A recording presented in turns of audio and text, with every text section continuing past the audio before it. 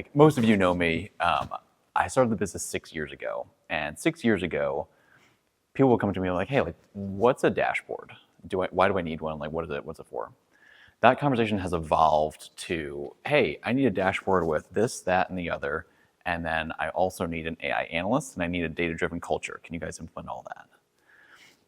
Yes, is the short answer, but that's not the point.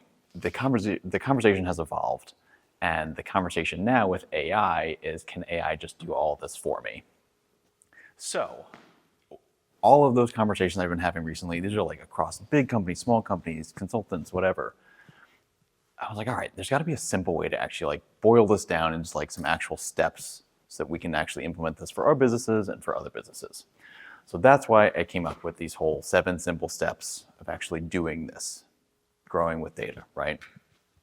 If it's done right, you can find, and Nick and I were just talking about this, you can find dozens, if not hundreds of thousands of dollars in opportunity in each of your own businesses and your clients' businesses as well. So let's talk data, but first, again, most of you know me, Pineapple Jack. I always got some ridiculous pineapple stuff going on. What you may not know is I'm well past my 10,000 hours in terms of like dashboard building. I've overseen or built hundreds, if not thousands, of dashboards. And I've seen them work really well in really good cultures. And I've seen beautiful, sophisticated dashboards not get used and just collect dust in the wrong cultures. So that's what we're going to try and make sure we do. These steps have the right culture. They have everything kind of in the right spot so that we can actually grow data-driven. So the first question is, what industry are you all in? So you can just go around the table. You all know each other, but for my benefit, I know some of you too, but Nick starts off. Business coaching. Business coaching. Public accounting. Fractional CFO. CFO, perfect. Finance. Finance, okay. Now this is tough. I got to remember what question 2 was. How data-driven are you today on a scale of 1 to 5? 1 being not very, 5 being very. Any 1s, 2s, 3s, 4s, and 5s? Okay, mostly 3 and 4, that makes sense. And then this one's just my own personal selfish research. Do you have any AI analytics going on? No? And then yes? Kind of yes, but I don't understand the Salesforce. Okay, so they got a little stuff going on. Okay, so a little bit of a mix. There's some stuff going on. Perfect. I don't know if we want to like, come on in, welcome. Okay, we'll just keep rolling, John. Okay, cool. So part of that is 1, just like to get to know y'all. And 2, I can kind of like make some examples based off of the industries that y'all are in. So I think there's some good stuff that we can pull from that. This is what I want to do today. So I talked about like all this stuff, let's be data-driven, all this stuff. Being data-driven sounds hard and it sounds expensive. So I want this to be let's think goals first. Let's just start with goals. And then let's make this simple. Let's make this feel natural so that you can actually get that clear strategy from data. Because data for the sake of data is useless. We all know that. Data that informs a strategy, now we're talking. That's what we actually want to do. If you are not a data person and you're not a data expert, don't worry. One of the last slides here is you don't have to be a data expert to do this. I'll give you the secret. You don't have to be a data expert. You don't even have to like data. But to have a data-driven mindset, that's a different thing, right? So this is arguably more mindset than it is data. Does that make sense? Okay, so let's talk first, like, here's what we're gonna do. So we're gonna talk goals, very easy. We're talking about like the mind shift. We're gonna talk about understanding the story of why something happened, not necessarily that it happened, right? We'll go into kind of like each of these different things. I'll bore you with some data stuff in the dashboard back end and front end. We'll talk about continuous improvement. All this results in the people that are actually doing the work, giving them KPIs for their specific roles that align to your goals. So this is what we're gonna do. And I wanna talk data-driven mindset first. So I can, actually that'll be at the end, Alan, too. I mentioned dashboards a lot. It's a very tangible example of being data-driven. data-driven mindset is not just having a dashboard, right? So if you have a dashboard, you say, okay, cool, revenue is up. People don't actually want a dashboard, they want the insights that come from it. So it's not just having a dashboard, it's not completely relying on AI, it's not removing gut instinct, it's about having this mindset on this side. So I'm gonna say quantifiable results. I had a couple weeks ago, I had an employee call in sick. So Monday morning, he was like, hey man, like I know I had like the sniffles last week, but it got worse. I'm struggling to get out of bed today. I was like, all right, whatever. I didn't totally believe him. And then he goes, yeah, it's like, my fever is 101.9. I was like, oh my God, get off email. Go to the hospital. Like, what do you got to do? Get out of here. The switch is he quantified it, right? He took something that was subjective of, I think you're just calling into work because you're lazy. You're calling out of work because you're lazy. But then he quantified it. I was like, okay, I get it.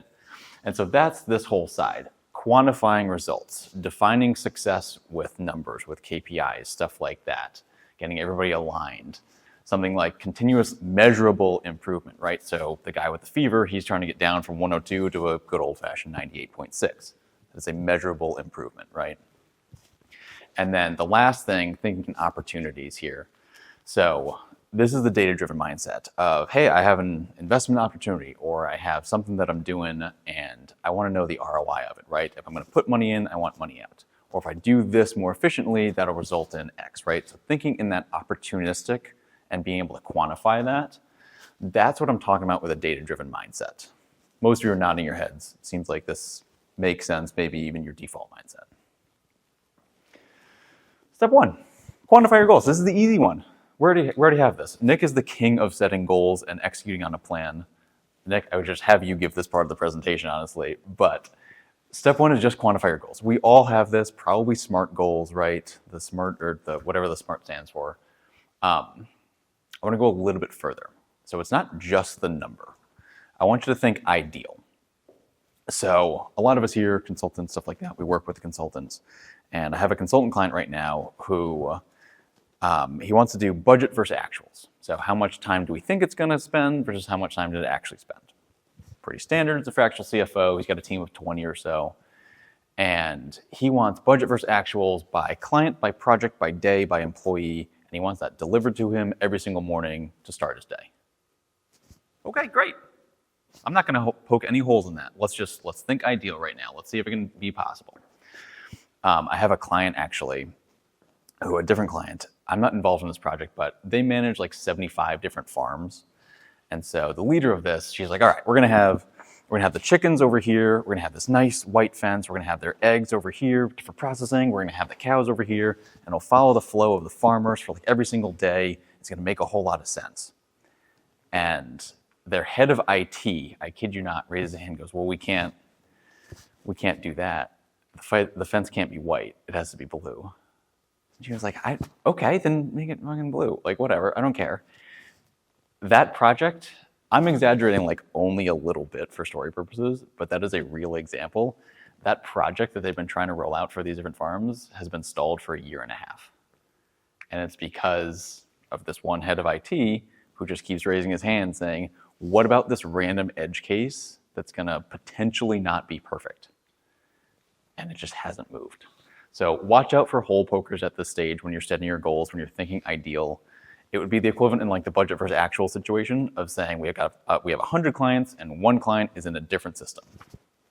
Okay, screw that client then. I got 99 other problems, or no, I don't. I got 99 other clients. Let's solve that first, right? So think ideal. Think about the impact of this. If I know the budget, if the actuals meet the budget, I know exactly how long each thing is going to take. And if I know how long it's going to take, I can price it properly. I'm terrible at pricing, so something like that is huge to me. It's huge for that client as well. You can price accurately, you can capacity plan accurately, you can do all sorts of stuff. And if you say, hey, it looks like we actually have 20 hours of sort of free work right now, what does 20 hours get us? Maybe that's $20,000 or whatever it is for the month, right? So that's the opportunity of actually thinking ideal and then putting an impact to it. When you think about this, the entrepreneur ADD, I very much have this, right? Don't try and prioritize 20 things. Think of a goal and think of like 3 to 5 KPIs that align with that goal, and then you can get going. Number 2, think of the story. not just the number. So my finance folks, if I tell you I had $10,000 in net profit last month, maybe good, you probably need some context, right? But if I tell you, hey, our goal was to increase our leads. So we bumped up Google Ads, we got a lot more leads from it. Those Google Ads led to more clients. Those clients came in at an average of $8,000 per client. We had normal expenses, so now we got down to our $10,000 in revenue. That's a different story, right? All I did was add 3 or 4 extra numbers, but I connected them in a story format. And now I basically just reported numbers, but you're not looking at me as a bookkeeper. You're looking at me as somebody who truly understands the business and the goals. So putting that all on one screen, it is one step further, right? So saying we had a profit of $10,000, great. Saying this is why we got to $10,000 in net profit, it is one step further, but it is massively impactful. And this allows you, as the consultants in the room and stuff, you get to be a strategic advisor, whether it's to your own team or to your clients, right? You become that advisor, not just a number reporter. So it is a one step, but it is a massive step to report the story, not just the numbers. Okay, so we've got a clear goal. We're talking stories, right? We're understanding how this all kind of tying together. We've got some KPIs that are leading to that, and now we're going to tie behaviors into this as well. So, are you guys familiar with if you give a mouse a cookie? Like if you give a mouse a cookie, he wants milk, then he wants a straw, then a napkin, then a mirror to check his milk mustache. If you're not familiar, it's the story of a real pain in the ass mouse, honestly. But the business side of this is a fun cause and effect. So, let's be selfish. For our own individual businesses, I always use like $1 million as sort of like this target. So we're going to say $250,000 in cash in our personal bank accounts. Don't worry about W-2 or 1099. We're not doing taxes here. Just let's say that's our goal. Where does that come from? It all starts with revenue. Revenue has to pay for everything, right? Where does revenue come from? It comes from clients, which come from leads. How do we get the best leads and the best clients? Well, we can measure that with marketing ROI. Once we get them in the door, how do we measure if they're doing things appropriately or efficiently? We get an hourly rate. So if our goal is this massive cash balance that we're really excited for, these are going to be our somewhat simple KPIs. And you probably have in your own businesses, revenue, clients, and leads. Those are pretty easy to track. Most of those come in pretty naturally, right? But the marketing ROI and the hourly rate, a little bit more complex, but in all of our businesses, we have enough data to put that together, right? So if you're measuring all of these, each one of them is tied together, and then they're all tied to this overarching goal. If you're looking at this saying, all right, this could be like tough to kind of build, if it's the right thing to measure and it's the right goal, then we should figure out how to do it, right? So if we do all of this, we can then get to that quantified opportunity, right? So let's say I get 10 leads from LinkedIn and 1 conversion. And then I get 20 leads from YouTube and 3 conversions. Okay, well, what if I put a little bit more time into YouTube and then I raised the total clients from 3 clients to 5 clients? Okay, I've just kind of shifted my marketing. 2 more clients at an average of $10,000 each. That is a $20,000 opportunity just sitting on the table. When you tie all of this together, it comes in that nice format, right? So you can actually get this quantifiable opportunity of linking the behaviors, changing our marketing, to the KPIs, marketing ROI and leads in that case, to the ultimate end goal of this cash balance in this example.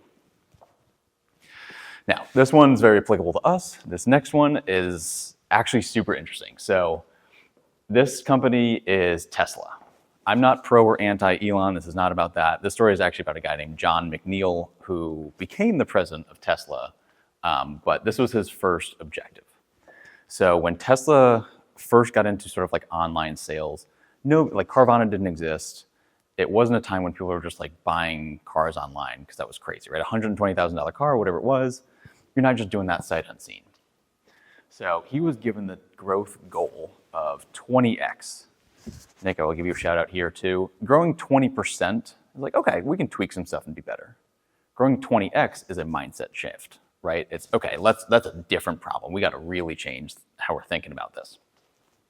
So he was given this goal of grow online sales by 20x. Y'all have probably ordered a pizza online, right? Domino's, whatever. It takes about 10 clicks to actually order a pizza. For Tesla at the time, to order a car, it was 64 clicks. And if you've spent any time in e-commerce, you know that every single click reduces the conversion rate. So he's looking through, he's like, all right, well, we need to reduce clicks. Let's try and get down to 10 like Domino's. Let's try and do that. Why are there 64 different clicks though? Turns out there were 360,000 variations that you could get of a Tesla vehicle at the time. And it's crazy because one, that's an astronomical number. Two, people were buying 2 versions of the 360,000. And so he said, okay, people are clicking a lot because there's so many customization features. Nobody wants the customization features. So marketing, let's trim that up. Hey, manufacturing, if we reduce this from 360,000 SKUs essentially to 2, are you guys good with that? They're like, we could 100x tomorrow. So what ended up happening is we get our KPIs, the number of SKUs, the number of clicks purchased, the time to build a car. Marketing and manufacturing were in complete alignment, which like never happens. But they, of course, ended up growing their online sales by literally 20x in something like a year or even a number of months or something like that. The reason I love this example is because it's so data-driven, right? It's we looked at the data and here's what the customers are saying. Let's do this the right way and do it easier. And then sales kind of take off.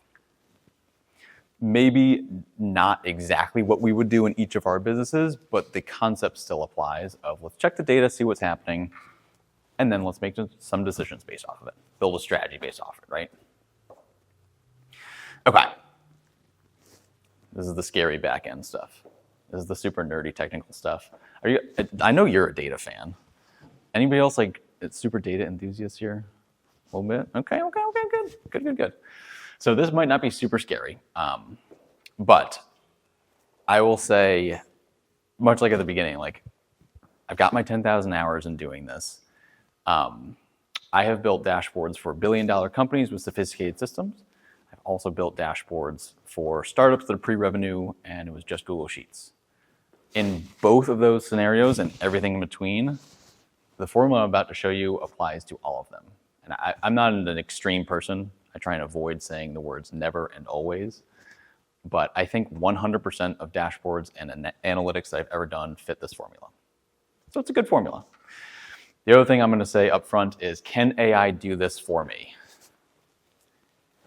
Yes, kind of. It needs some guidance. You need to know kind of where to put it.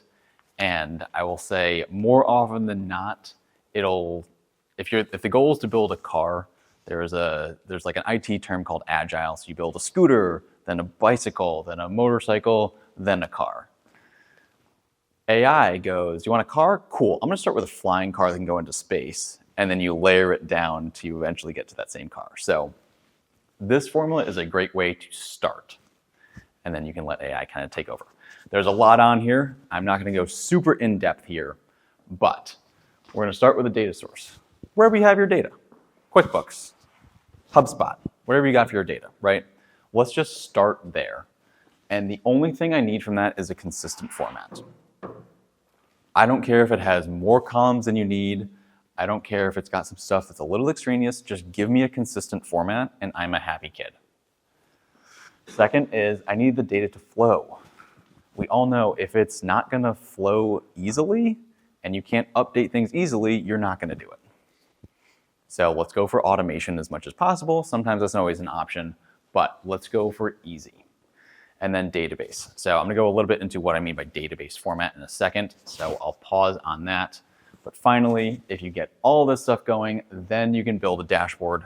And that dashboard, again, needs to be decision driving. Not just data for the sake of data. It has to actually inform a strategy and drive a decision. So the database piece. All this stuff, I have examples here for so data flow, coupler. I think I'll send you guys the slides. I don't know how we're doing that, but Coupler, DataDo, Make.com, they have free options. You can get data from point A to point B. Zapier is a really common one. You can also have Claude do this for you as well. So we can get into the AI portion of this in a second. But once you get that data into a database, I need you to think in this format. This is a technical skill, but it's also a mindset. So finance folks, of course, recognize this immediately. It's a balance sheet. There's nothing crazy here. Accounts, numbers, months, whatever. Think of this in a pivot table in Excel or whatever. If I want to see all these different values, I got to drag in January, drag in February, drag in March, and I'm going to drag in these amounts. Those will show up in the pivot table from dragging each one of these in. You drag in my accounts. Finance and marketing folks particularly are notorious for having every single individual sheet is a different month or different campaign or different product or something. That is a really difficult way to make a database. This format over here, it's the exact same data, but all the accounts are in one column. All the time frames, one column. All the amounts in one column. This is what you need in order for AI to read your data. This is what you need in order to build a dashboard, in order to have a database structure. You can add on to this. You can add products over here, campaign, or whatever it is, but think vertically, not horizontally, and your life will literally get 10 times easier. So that's when I say this is a technical skill, but it's also a mindset thing. So tools that actually help this. This is, if you're going to DIY this whole presentation is meant to be DIY. It's meant to hopefully, it's not going to seem easy, but it should seem simple. This is the AI version of this. So data still at the source, wherever it lives, great. It's probably got API connectors, so you can have AI kind of talk to it. Data flow, just ask Claude. Claude will guide you. It might even be able to build it for you. There's stuff that we've built with Claude, and we have the whole AI analyst that does this whole thing, and you can get a dashboard in under a minute. It's very cool. It is Claude-based. So this data flow piece, check with Claude first. Database, if you want to evolve, this whole presentation is doing this without spreadsheets, right? So BigQuery, if y'all are familiar with that, it is Google's version of a database, or Google's platform for a database, and it's free. I have clients that have millions upon millions and millions of rows, and it is free every single month. Sometimes I have one client that's like $40 a month. If you're trying to do this in like SQL Server or Microsoft, it's immediately $500 a month. So if you're trying to do this and DIY it, go with a free option. It works the same, if not better, and it's going to be way less expensive. And then finally, on the dashboard front, I'm a big fan of, again, Google, their Data Studio platform. It is the most developer-friendly, and it's also the most user-friendly, and it's free. So again, if you're going to DIY, it's a really good place to start. Or again, with AI, just have Claude put that into the initial prompt. Ask ChatGPT, how can I get Claude to build this for me? Have the AIs kind of talk to each other, do that prompting across engines, and Claude can build out this entire thing for you, at least in terms of what the flow should look like. So some quick tool recommendations here. On to the front end. So that's all getting stuff set from the back end. That is data going from point A to point B. We've got it in database format. The front end, what do we need this to look like actually? So the first thing here is context. Remember that $10,000 example? You need context, right? Is that good, bad? Is that, so you make $1,000 last month, right? So we need some context. Do it versus prior period, versus prior year, versus a goal. We need to see a scoreboard right away, right? And then break things down. So if I'm a consultant and I have a bunch of different clients and I'm measuring gross margin by those clients, if one client comes in, they're $4,000 of gross margin, I'll be like, okay, oh, that's great. They're at the top here. That's a really good client, right? So I need to be able to, again, kind of see that context, see that scoreboard of how things are breaking down so I can immediately rank things. Sales is the easiest example. Sales rep 1 sold the most, great job. Sales rep 2 sold the least, terrible job, right? That sort of breakdown. And then the story, again, back to point number 2 here. If we look at this, we're gonna say, okay, we're doing great. Maybe we lose a big client and then, okay, we struggle, we recover, and we're good to go. There's a story in each of these graphs. Make sure it's a good story and make sure it's a story that you can actually communicate what you need to do. And of course, at the end, usually comes back to cash in some ways, but make sure that the impact is being measured of all this. the end goal of a dashboard is you should be able to get the story within 15 seconds. If you don't believe me, check this out. So I'm going to go 3, 2, 1, and I'm going to click really fast through the next screen. Okay, so I'm going to get out of everybody's way, and then you're going to tell me what you see on the next screen. You're going to have less than a second to see it. 3, 2, 1. What do we see? Boy carrying a briefcase. Okay, piece it together. Same thing. 3, 2, 1. A little more obvious. Maybe you don't see the sewer. Maybe you don't see the pipe in the background, but 100% of you saw a kid with a balloon. It's a very creepy photo, and I use it for that reason. This is the exact text description of that. So in less than a second, if things are visually clear, you can get the story. So now we're going to do this with an actual dashboard. So pretend you're an e-commerce company, and you've asked for an overview sales report, right? I just want to see what's going on in sales. Your revenue is mostly subscription-based. I'm going to walk you through this example, so it may take longer than 15 seconds, but on this dashboard, let's go through it. At the very top, total sales, red sign, down. Recurring sales, down. LTV, lifetime value, down. CAC, customer acquisition cost, down, which is a good thing. Average order value, down. So I'm going to say real quick here that we are attracting more customers, we're attracting customers for cheaper because cost of acquisition is down. But we're probably attracting the wrong customers because every single revenue metric is down. And then we say, okay, cool, let's break that down by product. Let's go LTV to CAC here. Let's get that measurement. What's the top AOVs? What do refunds look like?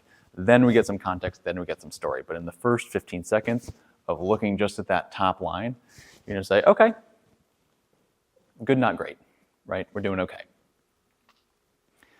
Now, if you do all of this right, so we've got our goals, we've got our KPIs, we've got our behaviors, we've got the database set up in a good fashion, it's being automatically updated, we've got this nice, beautiful dashboard that tells us the story. You can then get an AI analyst to actually do the analytics for you.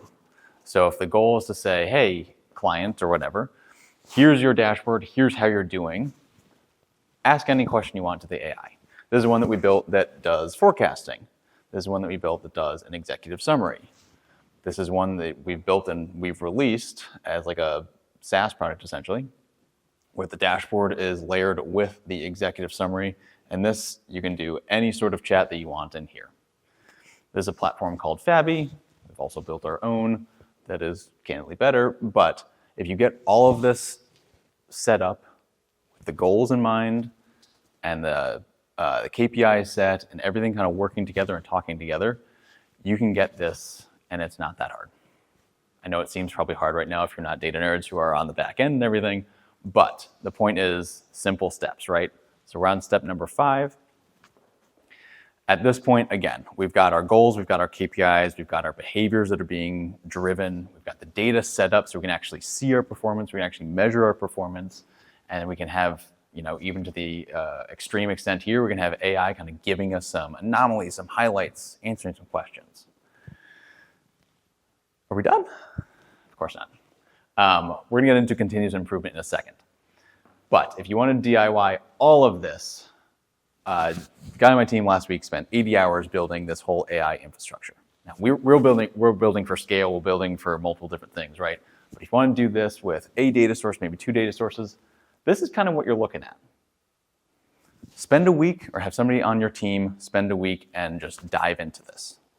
And the right person is going to love this and they're going to happily spend 80 hours like the guy on my team did. And then your monthly costs, yeah, you got to maintain it and stuff, but you're just paying for Claude, essentially. So Claude is like 20, 25 bucks. Maybe you have something else that you might need in there, but if it's just for your internal stuff, you can literally do this for 25 bucks a month. Obviously, there's done-for-you options as well. I'm not here to sell. We have stuff in there. Other people have stuff in there too.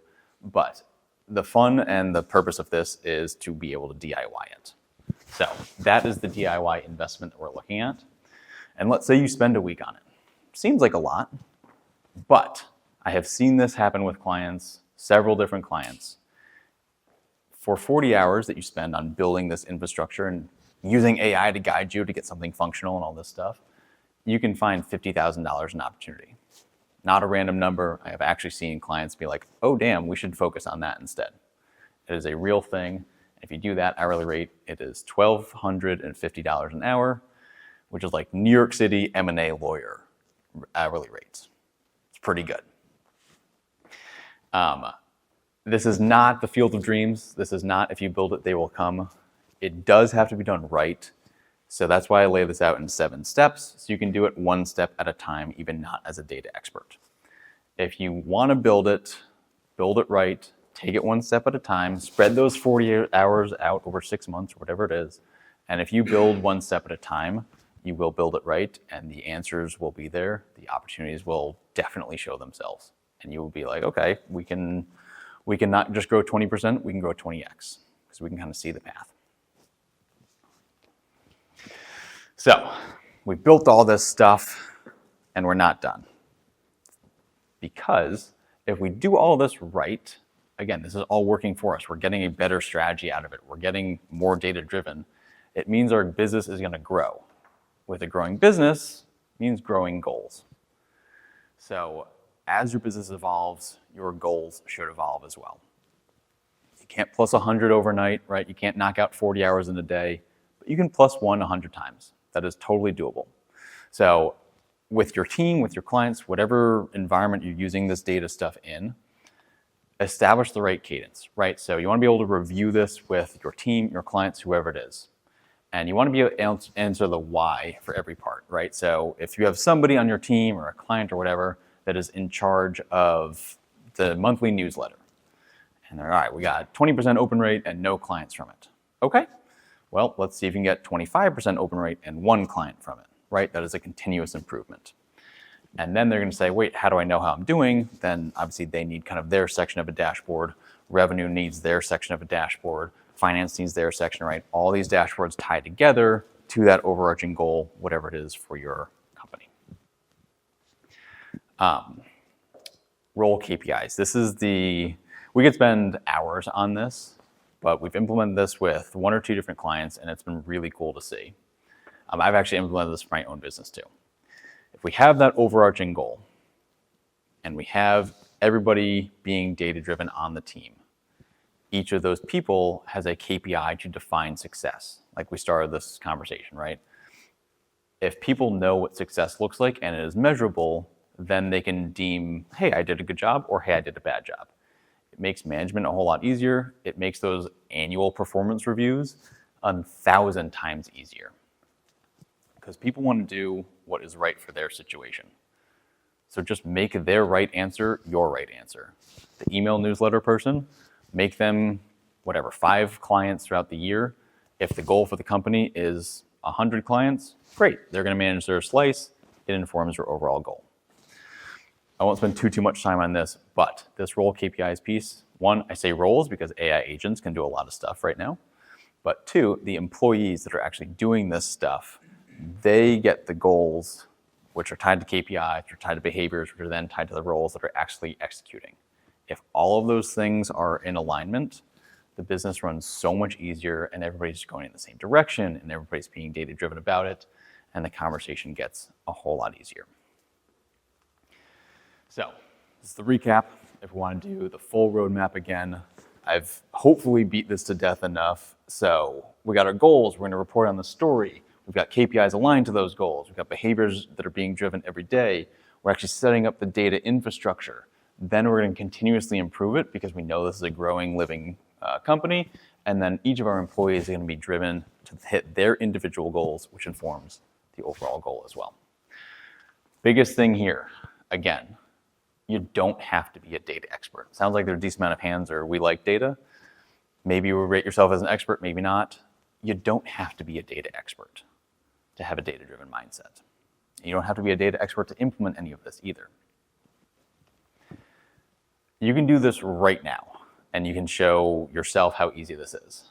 Think of one goal that you have for your company for this year. One goal. and then list out a few KPIs that are tied to that goal. I want to grow by $1 million. Okay, great. We need leads, we need clients, we need this, whatever. Ask yourself, how often do you track those KPIs? And ask yourself, is everybody incentivized by those same KPIs? Once you get in a rhythm of this, you then start playing this game in your head, which I think is a lot of fun. It might drive you crazy, but it's a lot of fun. Because when somebody comes to you with an opportunity or a new thing or just a monthly team update or something like that, you can start playing this game of, okay, great report. Does that tie to our goal? Yes. Am I measuring their success easily? Yes, I am. Okay, great. Now we're good to go, and let's do this every single week. This is a fun game to play, I promise. And if you've forgotten everything that I've said so far, I don't blame you. But this is the big thing. You already know the main goal. Whatever it is in your company, you already know it. So just put some numbers to it. Create that ideal story, right? What makes this actually successful? Then you can build the infrastructure to actually measure it. And if you get your team aligned with it, you can actually consistently measure and drive behavior. So these are the whole 7 steps. Again, if this is too much to remember, I made a chatbot for you. So I have a Pineapple Jack AI that you're welcome to interact with. I have some some AI tools that can actually quantify the right KPIs and how do we build this dashboard and what do we do here. Again, I'll send these slides out too, but this is the whole goal, that are hopefully simple steps, again, not easy, but simple, to actually implement this data-driven culture, find some data-driven growth, and you can have AI do a lot of it today too. That's what I got, y'all. Stay data-driven, everybody.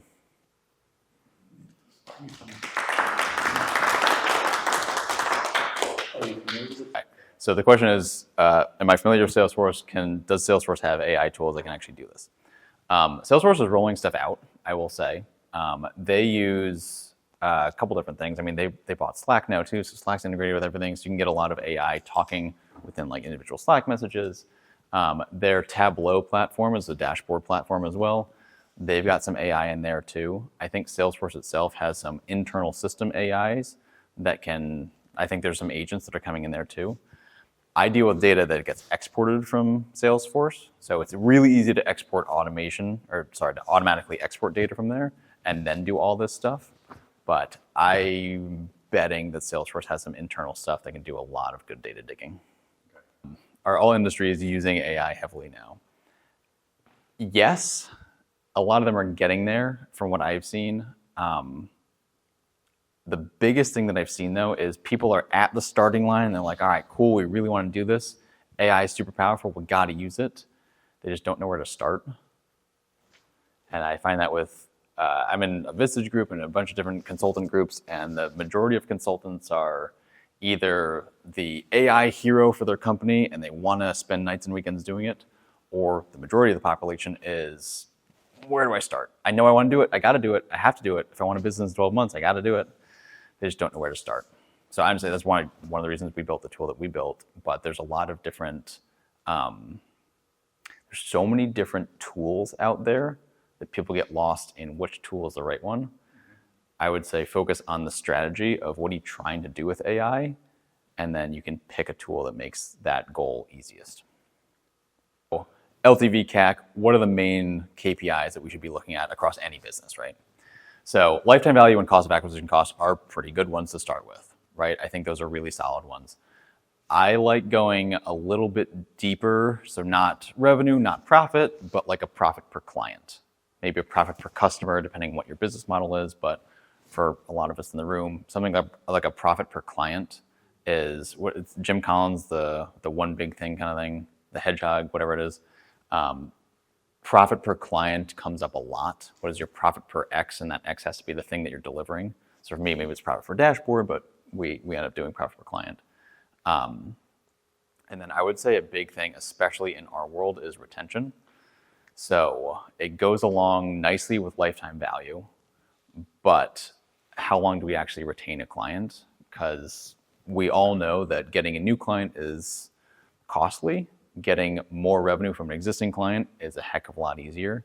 So revenue, profit per client, lifetime value, and cost of acquisition are some big ones. Do we have to be a data expert to do this? No. I say this as a data expert, so it's a very skewed opinion, but I have seen clients that absolutely do not know Excel from Google Sheets implement this and implement it well. And how they do it is not by learning the technicals, but they have somebody on their team that's doing that, right? So they just focus on goals and goals only. And then if they can measure success within those goals, then you have a data-driven culture. Where does the data come from and how do we get it easily, if I'm summarizing? So super common ones that a lot of people use, QuickBooks, they have an open API with some really good automation from that. HubSpot's really common, Pipedrive's really common, Salesforce, any CRM that you're in, they probably have an open API that some of those tools can connect to, Coupler, Datadog, Zapier, stuff like that. You can also have Claude just integrate with that as well. So if you're not using like a super niche software, it probably has an open API. If it has an open API, that means you can either get a pre-existing third-party connection like Coupler, Zapier, whatever, or you can get Claude or some sort of AI to build you something that is relatively straightforward.